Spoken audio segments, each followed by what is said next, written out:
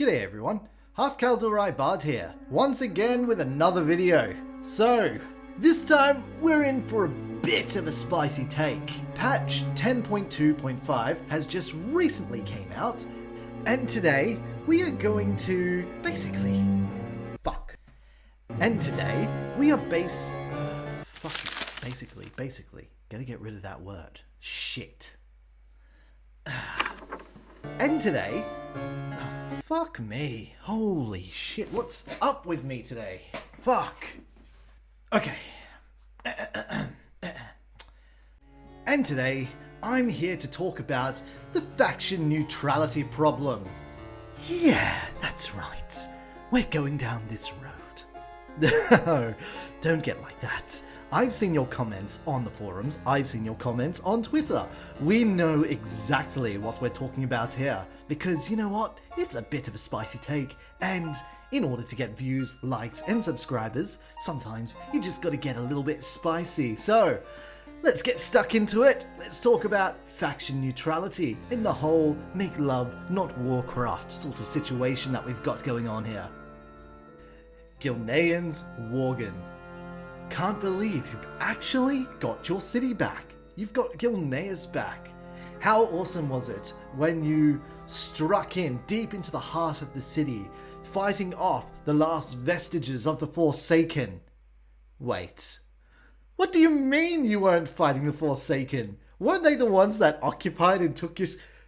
No, they helped you. They helped you retake your city.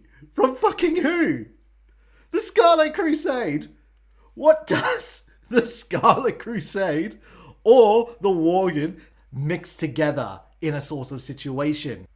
The two have rarely interacted in a sort of hostile environment. In fact, if my memory serves me well, which often it doesn't, I believe there was some Scarlet propaganda featured in Battle for Azeroth that featured, oh hey, we do not like the Worgen King, Gen Greymane, but his rage will prove useful against the Forsaken. Maybe it will benefit us to sort of get on his good side, at least for the time being. Quote me the actual thing in the comments. I really do not remember the actual quote, and I could look it up right now, but I'm a little lazy. Given the story that they're trying to tell, I think the writing team it's somewhat lacking when it comes to the whole neutrality sort of thing going on with the Alliance and Horde. Especially after a war as bitter as the Battle for Azeroth, the Fourth War. I mean, the Horde had practically committed near genocide upon the Kaldurai people, what with Teldrassil burning up and the vast majority of the Kaldurai population are being utterly devastated in a fiery fucking inferno like Jesus Christ.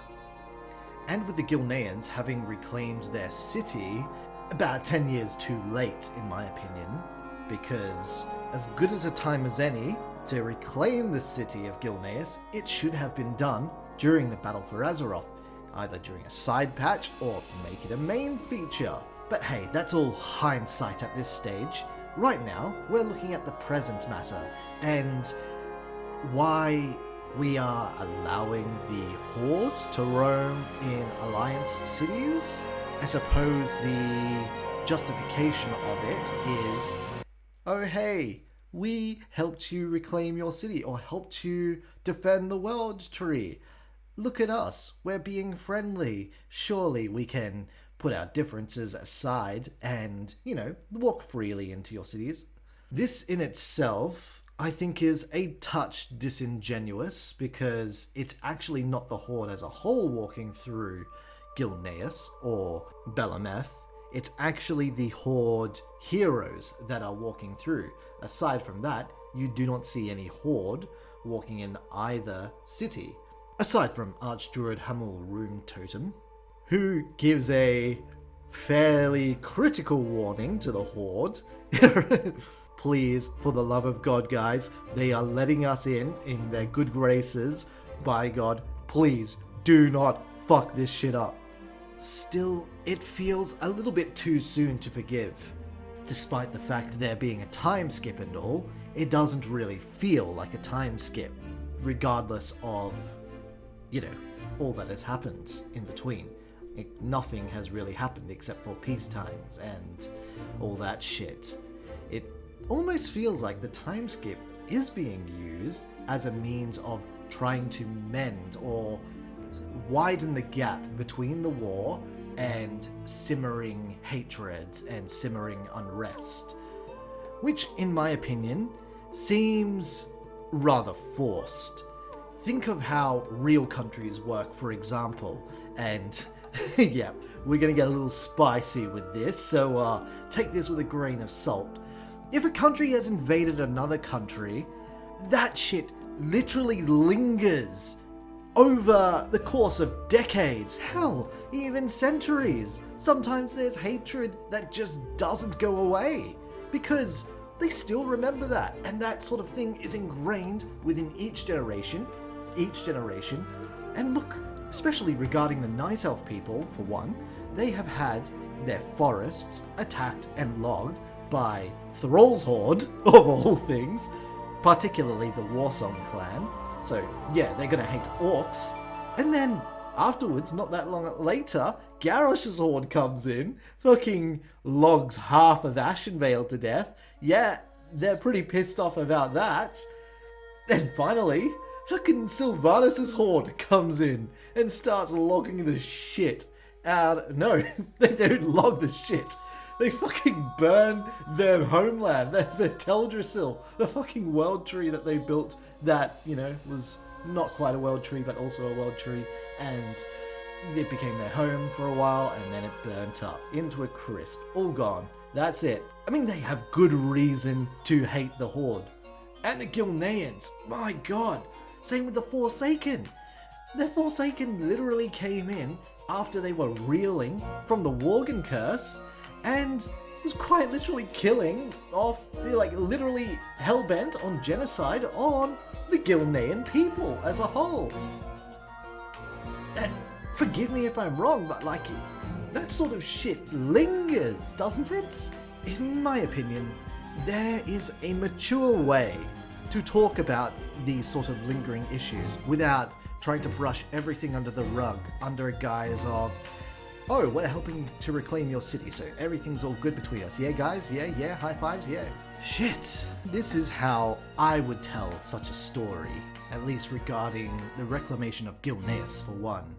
Without sacrificing the whole Worgen's storyline with the Forsaken taking it, and perhaps even building up internal strife between the Forsaken people regarding Kalia Menethil, because, forgive me if I'm wrong, she just sort of rocked up, and I don't think she's quite accepted as a leader among the Forsaken player base, let alone the Horde. It's more like, oh, this former Alliance person is walking in just because she became undead, though she's not really undead because she was raised by the light, so she's like this light undead thing. Who are you coming into our land and trying to empathize with our plight and trying to change us into these, change our identity into, oh, we are not the Forsaken anymore, we are the Redeemed, we are here to help everyone, we are benevolent undead.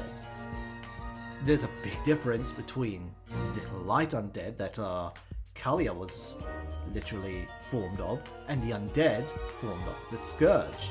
If I am correct with my lore evaluation or whatever, the Forsaken still have that lingering Scourge mentality, their lingering tendencies invoked upon them by the Lich King. They might be free, but their nature literally compels them to inflict death.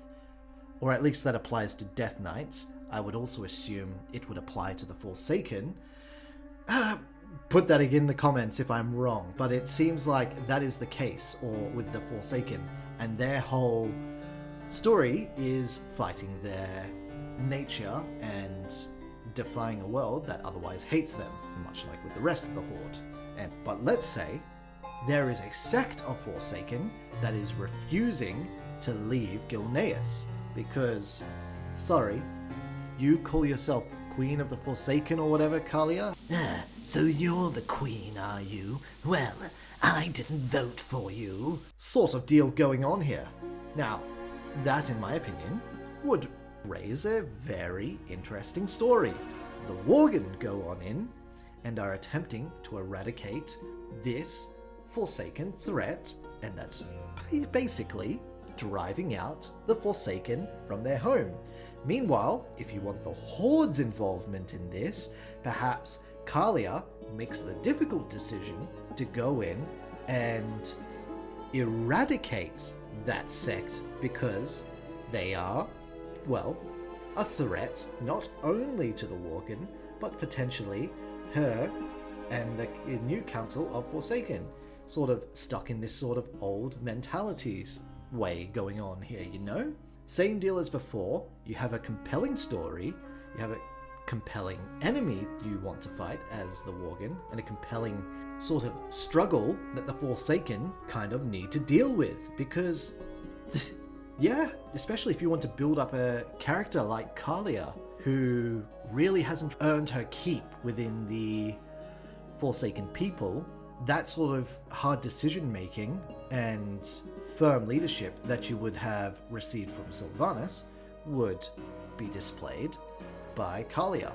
Or, even better, let the roleplayers sort out the story. I'm sure that will go really well.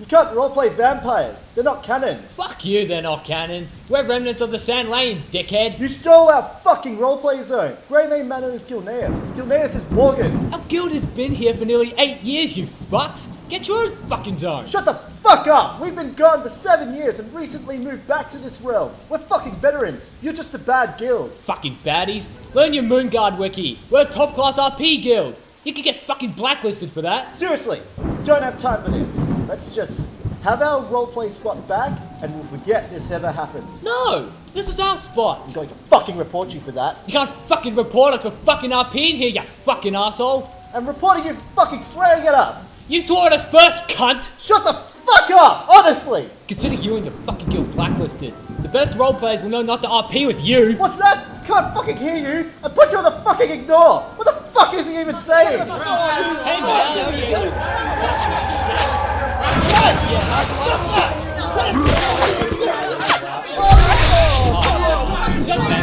If you have a better idea, I'd like to hear it. Pop it down in the comments. Definitely shoot it a like, subscribe, ring the bell. There'll be another one on the shelf as soon as I'm able to post it, which takes me a while because, you know, I ain't getting paid for this shit.